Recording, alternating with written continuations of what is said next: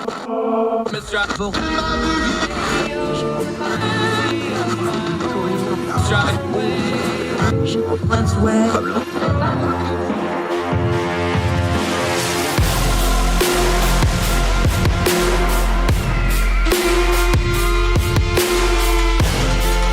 your host, Andrew Donaldson.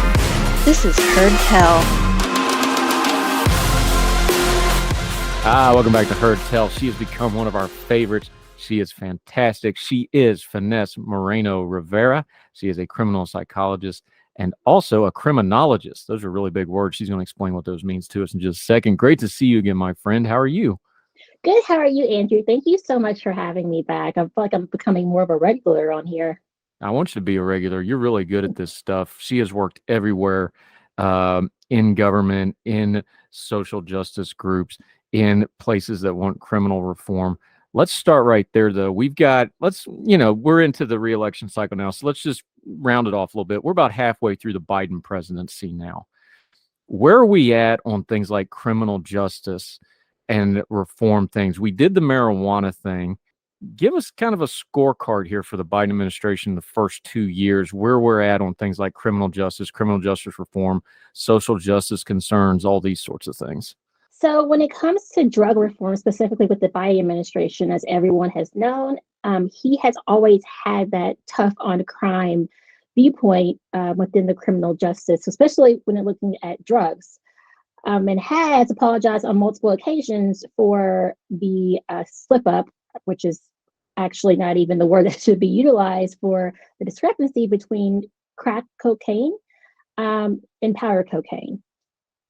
However, there's not really been a lot of movement when it comes to looking at drug reform. So going back and looking at the differences between trying to correct the discrepancy between powder cocaine and crack cocaine, we haven't really seen a lot of movement on that legislation. And this is due in part to Senator Grassley, who is really looking forward to looking at decreasing the discrepancies from 18 to 1 instead of 100 to 1. So we're definitely still reinforcing that idea that crack cocaine is not the same as powder cocaine. And that's still lingering in the Senate as of right now.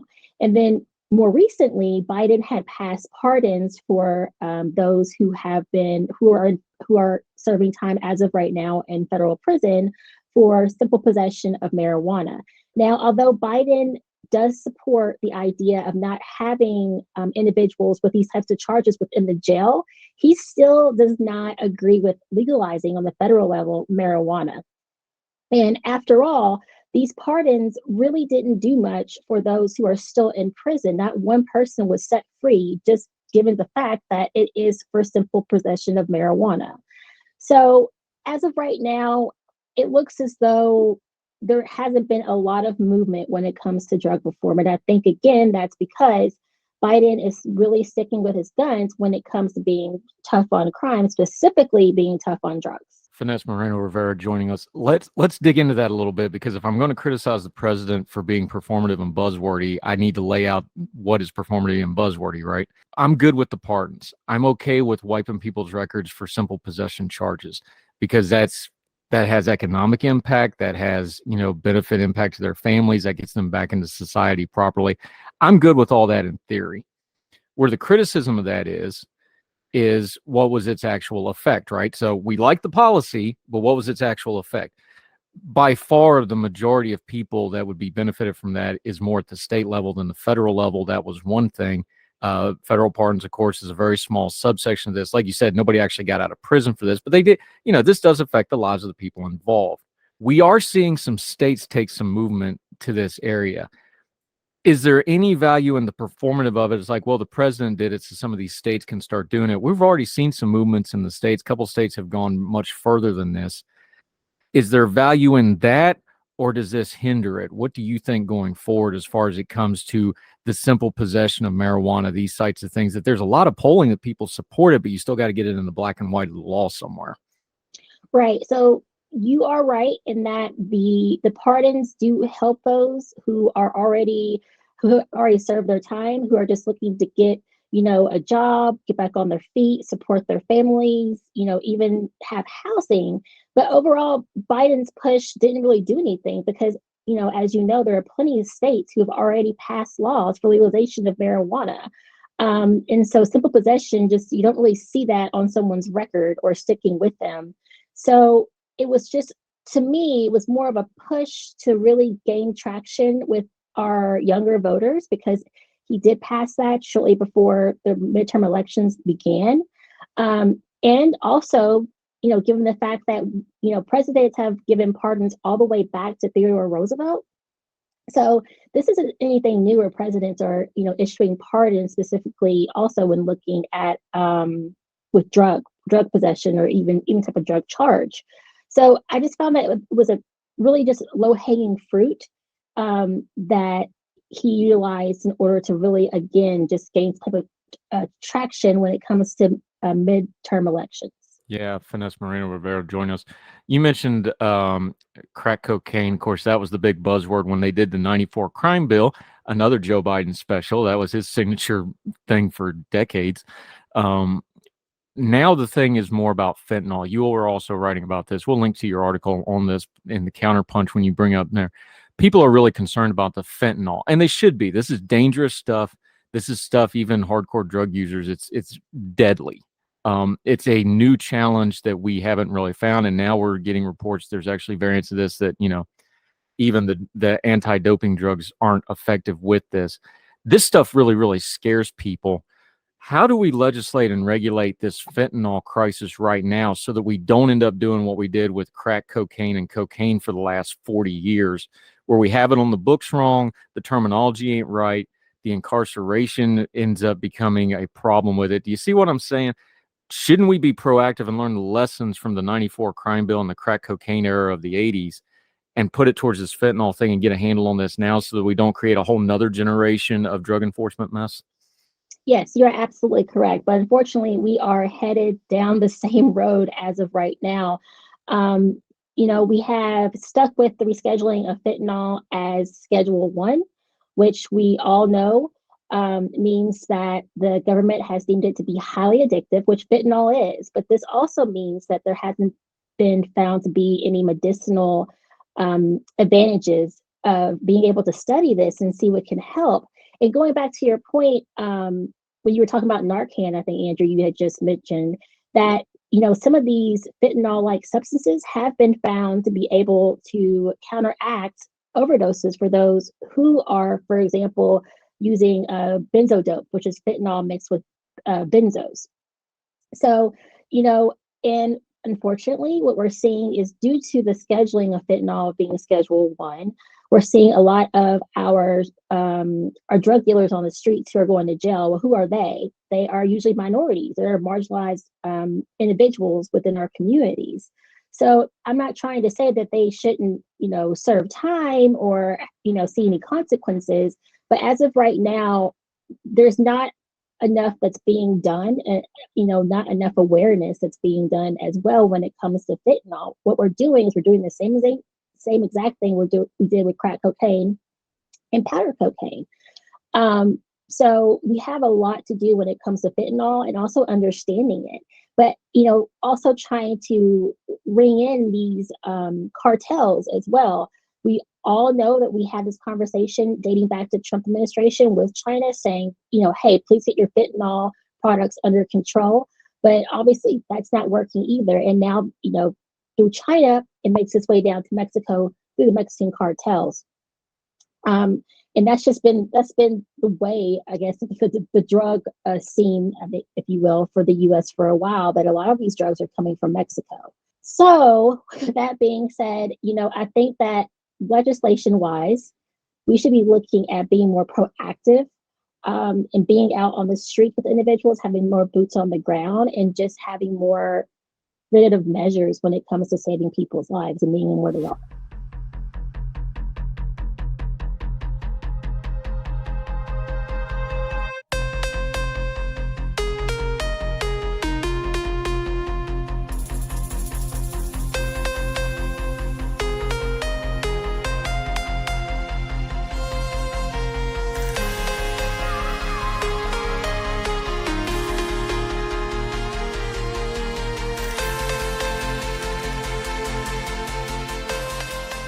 Yeah, Finesse Moreno-Rivera. You just talked about it. Part of the problem when we're dealing with drugs is there's no way to disentangle it from everything else. There's the inherent problems in the criminal justice system. There's an addiction part to it, of course, which is complicated even under the best of circumstances, dealing with people that have an addiction problem. Then you start talking about international politics. Then you start talking about Mexico. Now you got to deal with the immigration thing, which gets lumped into it, which is mostly unfairly because most of this stuff actually comes through legitimate ports of entry by contraband, not by illegal immigration. But all these things start winding up in a ball. What's the best way to talk about it in a productive way then to cut through that and start pulling some strings out where we can actually do it? Is it taking the human face of it? Is it the policy face of it? Is it the criminal aspect of it? Because everybody seems to just want to take one piece or the other and we don't get the full picture on it. We don't get anywhere. How do we start cutting through the noise on this, on how we're discussing it in media and social media and the news media? I think you make a great point because it needs a human face. Quite often it's so easy for us to turn on the television and hear about individuals who are abusing drugs and just think that, well, that's not me. That can never be me. I don't know anyone utilizing drugs. I don't. So, and I think that says a lot because if you're not associated with anyone, or if you don't utilize drugs, which I'm hoping that your listeners, some of them do, especially with fentanyl, then you're not really having your boots on the ground and understanding the problem in itself. Like just really getting to the heart of the problem, looking at your users, looking at your dealers, and just getting a really good grasp on all these moving parts, right? So I think that it's going to take a lot of humanizing when it comes to drug addiction to really understand what's going on. But then also there needs to be a lot more understanding when it comes to law enforcement within their communities. Yeah, Finesse Moreno-Rivera. This is the problem right here, though. To bring up the 94 crime bill again. This is my opinion. You can go look it up on YouTube. Look at what then Senator Joe Biden said. Look at what Bill Clinton, who was president at the time, said. Look at what the Republican leadership in the House and the Senate said. This isn't even a political thing. Just look at the language they used at the crime bill back in 94 at this stuff. It's all these drugs make people subhuman. They make them dangerous. These are animal. I mean, this stuff's all out there. They dehumanize these folks and it scares people. We're doing it again because that sells politically. You scare people. You let people think that they're in danger because of the drugs, and they are a problem. But how do we deal with that portion of it? Because that's not going to go away because it's good politics to scare people into action and to do things. That's just human nature and the fact of it. At the same time, yes, this causes dangerous things and it causes violent crimes. But at the same time, it's a people problem that has a people answer to it. Otherwise, you just end up perpetuating the problem.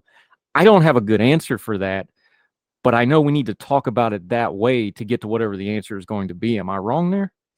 No, you're not. But I think, going back to how can we change that mindset, I think we could just even start with evidence-based practices and just really having scientists and counselors and psychologists, policymakers, individuals of the communities being on these types of boards, consulting our politicians about, hey, this is what we need, this is what's going on, instead of pushing rhetoric and instead of pushing their own agenda. But, that's what our politics are here in the U.S.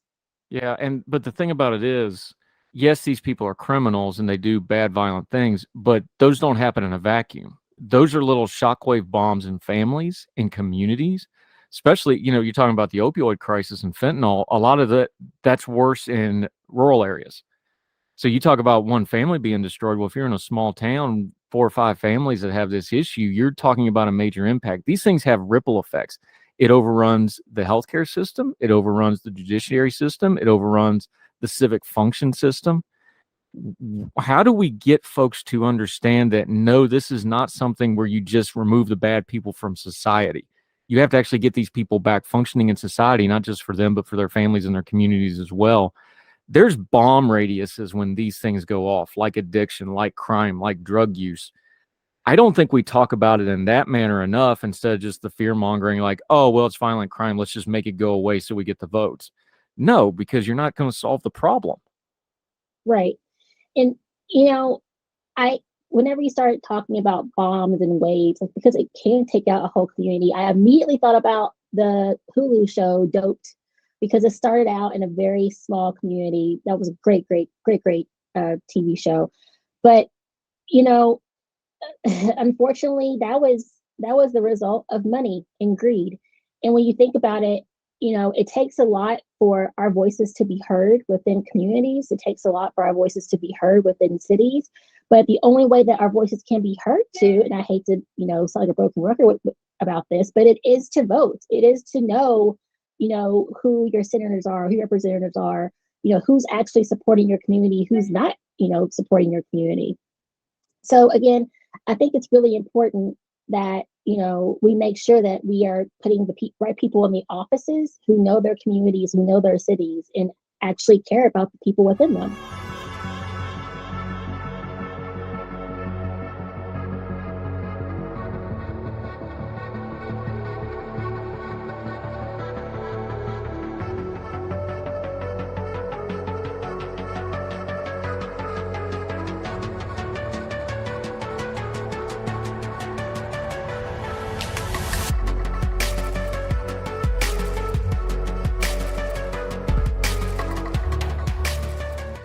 Finesse Moreno-Rivera, you also have a piece out in USA Today talking about policing, traffic stops, police violence.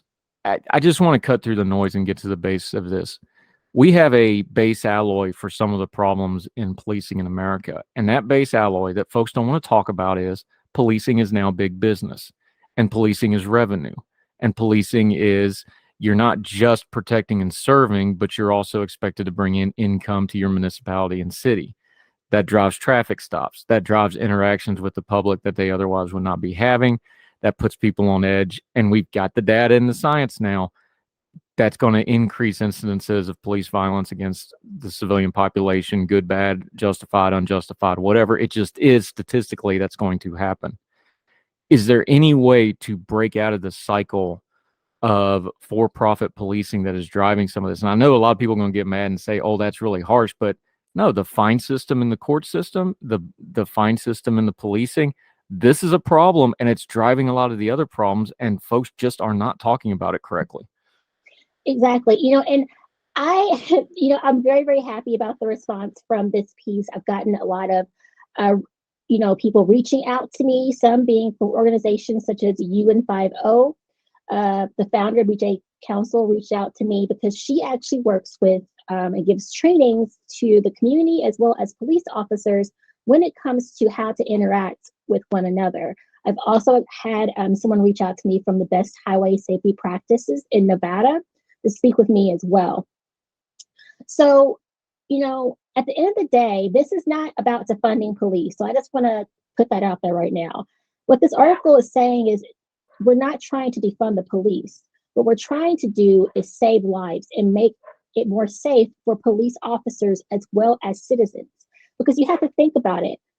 Whenever you're being pulled over by an officer, they don't know you. They may not know you're an outstanding citizen. They may not know that, you have a loving family and support. It's really important that we make sure that we're keeping the idea in our heads that we need a foundation of trust between the motorist as well as the police officer. And as of right now, given the climate, we're not seeing that. From Finesse Moreno-Rivera, I find back the blue and I find defund the police to be two sides of the same coin of the same problem. You can't lump it all together. If you support police, which I do, we need good police, you have to hold them accountable. You also have to give them achievable goals and tools to do their job properly. And I find both of those slogans defeat that purpose. I want them to have attainable goals, protecting and serving the community. I want them to have the tools to do that. But then I think we should also hold them accountable that they do that. How do we turn down the noise from those two polar extremes? Because that drives the narrative and then nothing gets done. And frankly, the police get stuck in the middle, to be fair to them. And they get in an impossible position. How do we change that narrative and that discussion? Because, look, policing does require funding. We were talking about it a little bit. Let's be adults here. It does require funding, but we want it to go to certain things like properly trained police, vetting good police, getting more good people into the police force. Weeding out the bad folks means you got to have more good folks. How do we talk about that in a more productive way, do you think? Because you've seen the same data. Again, it's humanizing. Yes, funding is very, very important for the police officers, but it shouldn't come at the cost of us motorists, especially when looking at quotas. quotas can definitely make police officers, you know, make traffic stops that are unnecessary, and thus making individuals in themselves more prone to potential violent acts that wouldn't be there in the first place. And again, because given the climate between police and the public right now, there really isn't that foundation of respect and understanding. And at the end of the day, quotas are not a good system for having to collect funding. Finesse Moreno-Rivera. The other part of this, we talked before about how these things get really tentacly and go into cross streams and this sort of thing. When you start dealing with policing, there's no way to get around things like class and race. We don't seem to be able to have a good way of talking about things like class and race generally, but then when you start putting criminality around it, it gets really bad trying to talk about it. What do we do with this? I don't know. I work hard trying to do it, and I still can't figure out how to do it sometimes. People smarter than me have wrote, voluminous books. People teach whole courses on this stuff. How do we talk about the fact that, look, we just need to be adults? You police rurally differently. You have to police inner cities differently. You have to police suburbs differently. And all those different classes and races and demographics and groups of people react differently. We seem to want to just act like policing is this one size fits all, and it's not. And it seems like we've lost this community aspect to policing. And frankly, we've lost this community aspect to the police work for us as a community. Where do we start getting that back some? That old protect and serve thing, I know it's almost kind of a joking Andy Griffith thing, but look, we used to call them peace officers for a reason. They kept the peace. I feel like we've lost that with our perception and with the main mission of the police force in too many cases. Yeah, racial profiling it's out there, and we all know it is. It's a human nature problem. People push back against the buzzword on it, and I understand you can go too far with it. It's just grained into your human nature. You're fighting a human nature problem and a human failing, so you have to acknowledge that, yes, this is an issue. Now, there's degrees to it, obviously, but it's a human nature problem, so it's silly to act like it's not existing, right? Right. No, because no one wants to be seen in a bad light. But, given all those circumstances, that's the reason why I'm happy that there are some states that have taken back control in trying to really balance out the officer's natural bias. We all have natural bias or perceptions, or really just taking out the subjectivity of it all. So, places such as Philadelphia, Los Angeles, they have, already enacted legislation to decrease the amount of unnecessary stops for minimal charges, such as for taillights being out. There's also been Chicago, who has even enacted legislation looking at foot pursuits. And also not only that, but car pursuits. And Washington as well. Now, that's not to say, I know a lot of people say, well, this could have backlash, because it does. For example, I know that Washington had mentioned once they had enacted their new legislation for giving up on minor traffic stops for minor violations, they saw an uptick of individuals who just would not pull over. They would not pull over. And so there was this backlash of, well, they're criminals, they're getting away, they should be stopped. But a caveat should be that I don't think that it's okay for just a car to, commence a chase with a police officer whatsoever. But that officer, like you said, is here to protect and serve the community, and he or she needs to keep that in mind. So really, the only time that a speed chase or any type of chase should be pursued would be under extreme circumstances, such as violent crimes, such as a murder or a rape or a kidnapping. So I would really like to think that we're kind of coming a little bit further, especially when you're looking at states, about 20 states, over 20 states, who've also gotten rid of their quotas for police officers, just to try to make it, safer for the motorists as well as officers themselves. But, overall, I think that, again, the officers and motorists need to keep in mind about where they're coming from whenever they are being stopped. And like you said, there's different standards for whether you're rural or you're inner. but it's important for everyone to still be on some type of, same page. I actually went out to lunch with a friend not too long ago. She's a professor and worked as an analyst with me. And I said, what do you do when you get pulled over? And she said, oh, I was taught just to take my keys out of the ignition, put them on the dashboard, and keep both my hands on the wheel. And I thought to myself, I've never done that before in my entire life. And something so small like that can be a trigger between the motorist as well as an officer. So, at some point we need to just get on the same page. And motorists definitely need to start learning their rights and also the law as well.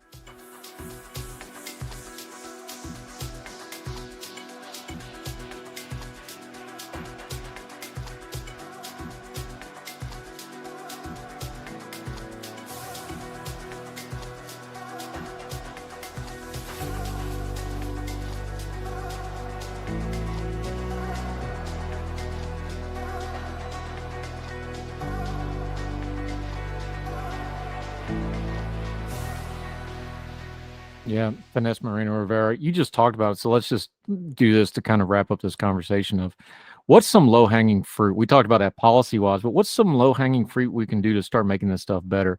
Is it better awareness? Like I do, I've got driving age children. I tell them all the time, like, look, cop comes up, both hands on the wheel and keep them there unless they tell you to do anything else. And when you go do something else, tell them what you're doing.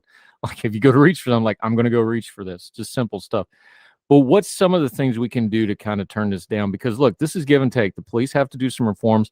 The public needs to do some reforming too. What's some of the real easy stuff? Is it going to a community police board meeting or whatever your area might have? Is it better educating yourself? Is it meeting with your police? Is it talking to your politicians? Give us something, not easy, but attainable goals that folks can work on here instead of us just yelling at each other about it on social media. The easiest obtainable goal that I've thought of, because I remember, well, I would like to think that I remember, whenever I went to driving school to get my permit, I do not recall not one portion of that class, however long it was, including what to do when stopped by an officer or your rights when being stopped by an officer. I think that that's very important. That is an easy pamphlet that can be handed out, as soon as you have your young drivers out there on the road, just hand it out.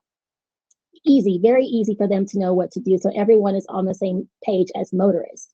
It's also very easy for an officer just to have standardization in some way as well. Just to say, hi, how are you doing? You're speeding. My camera is on, or the dash cam is on. In my article, I state that over 70% of the cases, there is no camera, body worn camera on, or dash cam on. That's dangerous for not only the motorist, but also the officer himself. So I think it's really important that, the officer is, showing some type of decorum, showing his professionalism as soon as he walks up to the door. My personal experience, unfortunately, I have never met a Virginia state trooper that wasn't trained exactly the same. Every single time, which I haven't been pulled over that many times in Virginia, but you can definitely tell that they're trained exactly the same way and treat everyone exactly the same way. And I've talked to other individuals as well about the Virginia state troopers too.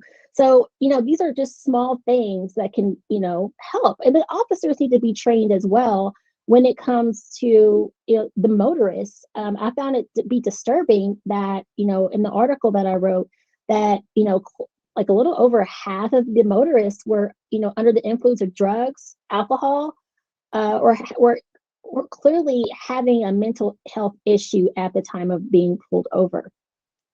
And that, really does make the situation even dicier as well. So, I think that at the very least, officers need to be trained more when it comes to mental illnesses, those who are intoxicated or on drugs. And, for those individuals who are saying, well, that's good, that's a good thing they got pulled over. Yes, absolutely. I absolutely agree. But again, if they're being pulled over, then, different measures need to be taken for this individual and be considered when, making sure everyone is safe. Yeah, Finesse Moreno-Rivera. She's a criminal forensic psychologist and criminologist. She's got all those fancy titles, but she does such great work on this stuff. We've got two different pieces we're working off of. We're going to link to both of them, one in Counterpunch, one in USA Today. And yes, we're going to make you a regular because you're really, really sharp on this stuff, and we really appreciate your time. But until we get you back, my friend, let folks know where they can keep up with you, how they can follow you, and what you got going on until we see you on Heard Tell again. Absolutely. So I can be found on Twitter at Finesse Moreno, and as well as on my LinkedIn, Finesse Moreno-Rivera. And hopefully my next piece will be coming out soon. Yep, she's another of our great Young Voices contributors. Really sharp. Make sure you're reading all her stuff. Good, fresh insight and perspective on this. Look, she's worked with the FBI, DC police, all kinds of folks. She knows what she's talking about. We're going to keep asking her questions, and she'll explain it so well, even I understand it. So, Finesse, thank you so much for the time, my friend. Really appreciate you. Thanks, Andrew. Yes, ma'am.